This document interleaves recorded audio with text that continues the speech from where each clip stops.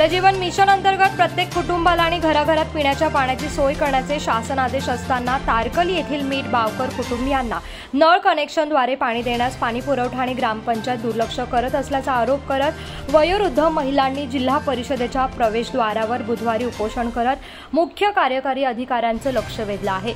सिंधुदुर्ग जिल्ह्यातल्या जिल्हा परिषद प्रवेशद्वारावरती तारकली बांधवाडी येथील काशीबाई सखाराम मीठबावकर वय वर्ष 85 आणि शीला भिजाजी मीठबावकर वय वर्ष 70 या ज्येष्ठ महिला कुटुंबियांनी आम्हाला कोणी पाणी देतं का या प्रश्नासाठी उपोषण केलं आहे। पिण्याचं पाणी देण्यास ग्रामपंचायत आणि पाणी पुरवठा विभाग दुर्लक्ष करत असल्यामुळे आता पिण्याच्या पाण्यासाठी वणवण करावी लागत आहे। याकडे या वृद्ध महिलांनी जिल्हा प्रशासनाचं उपोषणाच्या माध्यमातून आता लक्ष वेधलं आहे। माझे नाव काशीबाई सखाराम मीठबावकर वायरीबान तारकली वय किती? वय 85।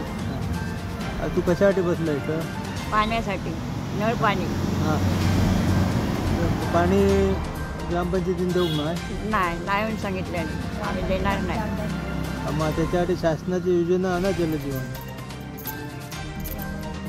जलजीवन मार्फत पाणी देऊ नाही तुका केंद्र सरकारच्या योजनेत? हां नाही देऊ।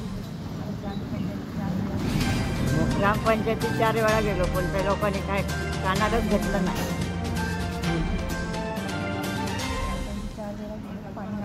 पाणी नाही म्हणून सांगितलं।